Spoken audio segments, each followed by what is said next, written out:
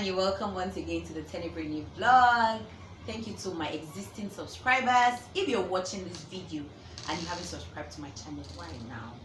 What are you waiting for? Anyway, on the vlog today, I have one pretty lady here, and we will be talking about something that almost everybody can relate to, whether consciously or unconsciously, because when I share the topic with you, some people might be like, nope. While some would relate, but don't worry, that's why I'm here for you, bringing you spicy, informative, educative, dramatic, juicy content. All right, so very quickly, let me introduce my guest. She's a seasoned, when I begin to talk like someone else, so introduce church person. She's a seasoned speaker, a woman of the word, exceptional leader. Okay.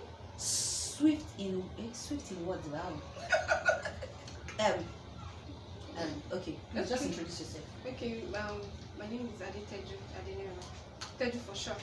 I'm an occupational safety and health professional. Okay. I am also a mental health advocate and an ambassador. Yeah, so. When I say ambassador, LOI, is it like bringing in money?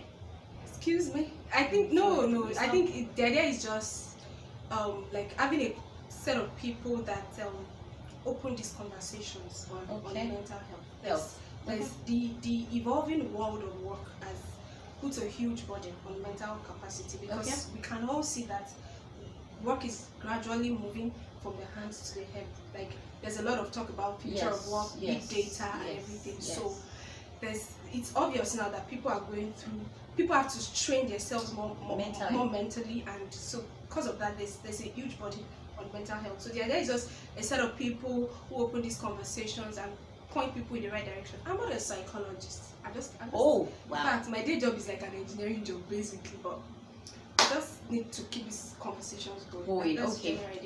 Thank you for that. So very quickly, I would just be asking you questions, right? And today on the vlog we'll be talking about mental health. Not kind of chance there, but there's some myths that I'll be sharing. I want you to debunk them or actually let us know if these things are true. So guys, on the vlog today we'll be talking about mental health, and it is something that everyone should know about. Everyone should really know about mental health. I'm going to start this way. Now you said previously that you're a mental health ambassador. What was your first degree? Chemical engineering. Wow, so she's an engineer, chemical engineering. Now, why I ask that question is because a lot of people think that, you have to be a psychologist, you have to be a doctor, you have to be... No. Okay, let me clarify what that entails basically. Okay. I can't diagnose someone. I can't say, you have schizophrenia, or you have anxiety attack, or you have this. Okay. But I can actually look at just, there's a framework for this being a mental health ambassador. Okay. It's called Real SF. Real SF? Yeah, it's just like it's an acronym. Okay. R means you should recognize. Okay. You understand? The E means you engage. You understand? Then A is you assist. Okay. Then L is you listen. Then S is you signpost. Okay. And F is you follow up. Okay. What it means basically is just you from people's like symptoms and everything. What they exhibit, you can be able to say, okay, this is. Something is wrong with this person. Take for instance someone that used to be very lively, used to be very neat. All of a sudden the person is now very secluded, likes to isolate himself from other people. Then someone that used to be very tidy now is so untidy. You have a colleague that comes late to work, sleeps at work, is not motivated. So those are signs. Yeah. So as a mental health ambassador, you're trained to see those signs. Then you can engage the person. Hi, what's up? What's going on? You talk to the person. Then after that you can now assist. Like just assistance. Then basically you're just available for that person. You listen to the person. So it's not like you can treat the person. No. Then you signpost the person in the right direction. Lagos State as a safety commission. There's money. There's mental health Nigeria. All these guys have professionals. They have psychologists that can walk people through different mental health conditions and provide help. Then the F is follow up. You don't just leave people. You talk to them, but you still check up on them. To be sure they are fine. The point is, we all have issues we're dealing with, and at times the fact that someone is just there for you is enough reason to give you hope, is enough reason to keep you going. You understand? So the idea is that there's a lot of fear, there's a lot of stories around mental health. No one wants to identify with it, but the point is, at one point or the other, we would all deal with a mental health condition.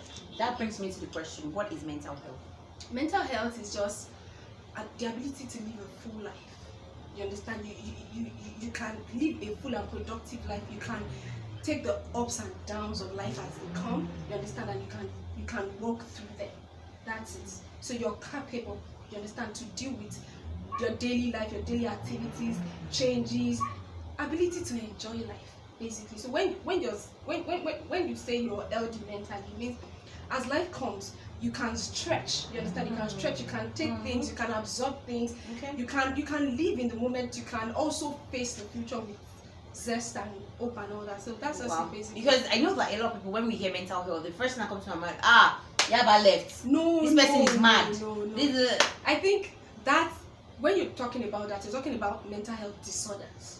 You understand? Okay, so well, maybe a lot of times we don't wait to hear the disorder. Yeah, once we just get mental health, you run away. No, run away. Disorder. So it ranges from anxiety attack, panic attacks, depression. That one is very, very rampant. Yes. Depression, even bereavement now has been classified as a mental health. And the one everyone knows is schizophrenia, like someone who's lost it and all that. But it's not the end. That's it. Like if someone suffers any condition, you can get help. It can be managed. You understand? If take for instance, people go through the last year suicide was on the rise. Like yes, there was a lot of suicide cases. People get to a point they just can't take it anymore. You understand? And the idea is to tell them, don't quit. You understand? Keep at it. Get help. But when we all shy away from this, we don't want to talk about it. Then it continues to fester. You understand? Like it's just like a covered wound. Once you don't expose it, it can't heal. You get so you have to expose it. You understand? So that's why we're having all these conversations now. Let people, the same way we can talk about malaria, let's talk about mental health condition. The same way someone can say my head hurts, you should be able to say my mind hurts.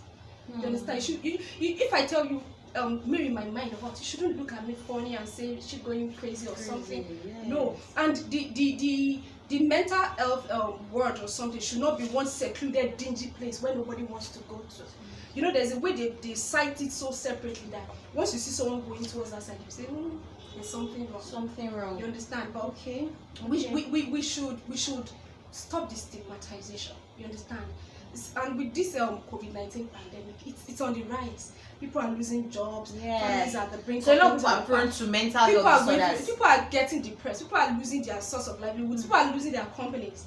You know, so this is the time where we really need to rally around ourselves, you understand, and be there. And you know, with all this social distancing and isolation, it's affecting us. I was at a webinar some days back, and the speaker said something. She said that post-COVID, we would have more psychological issues. You understand? Oof. The physical footprints are very minimal, but the psychological ones, they go deep. Like it will go. Can you give some of these psychological footprints that take for instance a home that got like broken due to this COVID pandemic.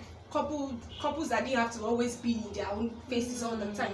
Now they're together all the time. I'm sure you know what's happening. Can manage it. You get people. You know, work was like a cover for many things, and also activities. People go to church, you hang out, but now you can't do all that. You get. So some people feel enclosed in a space, like you get. And even for the health workers, there's something called okay, let me get it right now. Compassion fatigue. There's a point that you help people, then you begin to hate them because you're worn out. You've given your all. This is what is happening to the health workers. You can see videos. Some of them are breaking down. They are committing suicide. People are losing their minds. It's crazy to see people die almost every minute.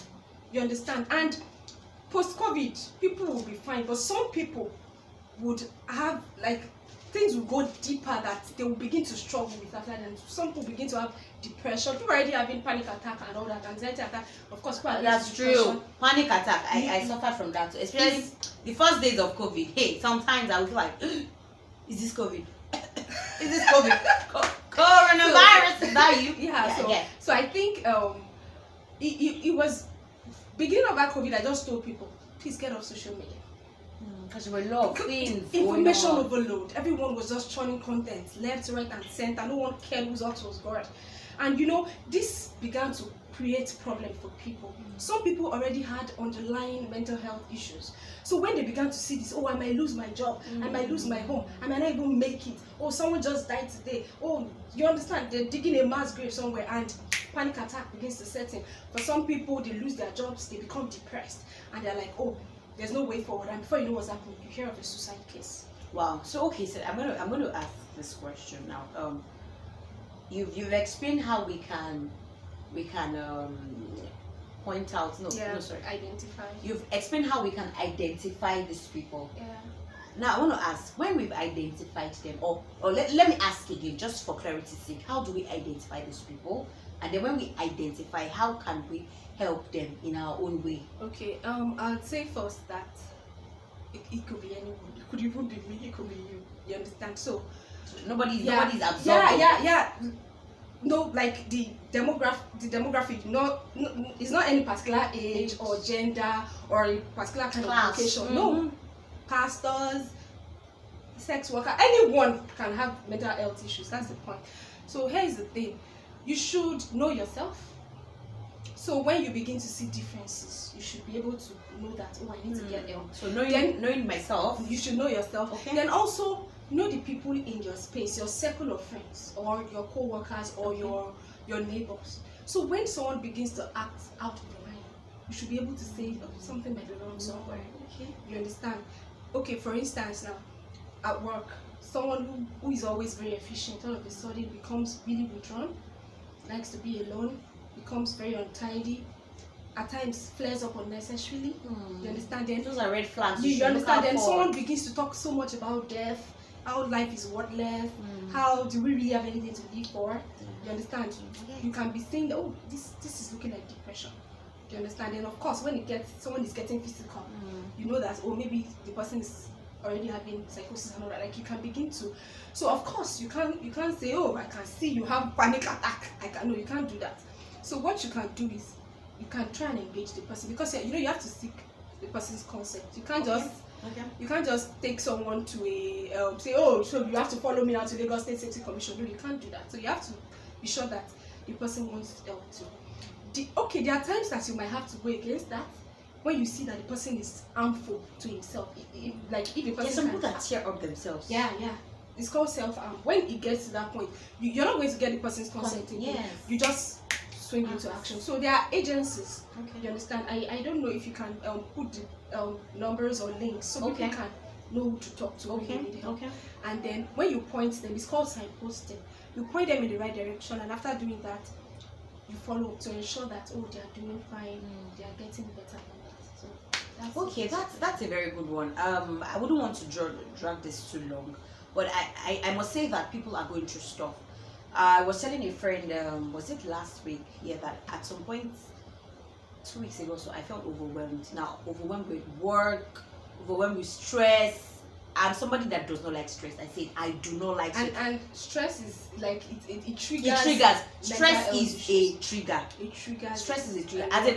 I wanted to just run away literally from social media space, because it felt like everybody wanted a part of Mary. Everybody was dragging a part of Mary. So I needed to calm down, relax, and take some fresh air. Yes, because these things are around us. We have to be deliberate about them. Intentional. Yes, we have to be deliberate about it. We have to be intentional about them. If not, just like you said, it can happen to anybody. Anybody can be overwhelmed. Anybody can be depressed. Somebody told me something that even what feels like a happy thing can make somebody depressed. And I'm like, you get a new job, and everybody's like, congratulations, you have a new job, but it makes you depressed because you feel overwhelmed. Already. What would make people happy? And the list is endless. Yeah. So what we're trying to say is that speak out if you know that you're going through something. If you have pointed out, if you've seen red flags in some people, please do the necessary things. I think I'm going to share the acronym so that we can be accustomed to some of these things, and then we can help people around us. Then stigmatization. Yeah. I think we should wrap up with that, because there's a lot of stigmatization when it comes to mental health. Please. The point is, no one knows tomorrow. It could be me tomorrow, it could be you, it could be you. So when you see someone going through tough times, or the person it appears like the person is losing it, it's not the end for that person. The person can get help and become fine. And you should move past it. Don't keep reminding the person. You know that person that now started tearing folder in the office. What's your business? You understand? So let's embrace this thing. The point is, it has come to stay. And because work has changed. You understand? Like there's increasing pressure. You understand? The competition is fast. Like the technology that was the in thing yesterday, tomorrow there's a new one. So there's a need. Life is so fast paced now that you need to be able to catch up. You understand? And if you're not careful, it overwhelms you.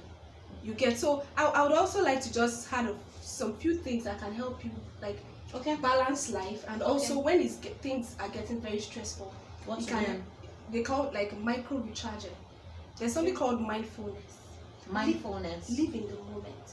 When you eat, be aware of what you're doing. You understand? When you bathe, a lot of times we're too fast paced. We don't enjoy the moment. Don't drift through life. Live in the moment. You understand? Live in the moment. Go someplace fun. Go somewhere new. Dance. Don't take yourself too seriously, because you're gonna die one day anyway. You understand? So go somewhere new, meet new people, and there is tendency that when you get overwhelmed, you might want to isolate yourself. Don't fall for that trick. Don't fall for it. It's not good for you. You understand? Be with people that love you. You understand? Get your tribe, a circle of friends that can, and also be that friend to people. You understand? And know when to say no. Strike a balance. Sometimes we push ourselves. You understand? Know when you're not God. You can't be everything to everybody. That's the point. So know your limits. Anything that would give you, like, burden your necessarily, please cut it. Exercise, eat well, look good, rest, enjoy your life, rest. Yeah, I want aspire to perspire 3 hours a day, 3 hours a day. Don't die. Good sleep. An adult needs at least 8 hours of sleep. 7 to 8 hours. Please, you need it. The point is, if you don't give it now, you'll give it later. Alright, thank you so much, Adeteju. We've had so much fun with you on the program today, and I really want to thank you that you have come out to say this, because it's very unusual to have young people be advocates for things like this. We just want to leave it to the health practitioners, but it's a good one you're doing, mental health ambassador. I just don't have the patience. I would have joined you, but we are Minister of Enjoyment and Happiness. Are you feeling sad? We also enjoy it, so and we're happy. Yeah. Anyway, thank you so much there for coming on the vlog today. Remember to subscribe, guys. Remember to subscribe to this channel so that you can get more juicy, educative, and informative content. Till I see you again next week. Have a beautiful week, guys. Bye.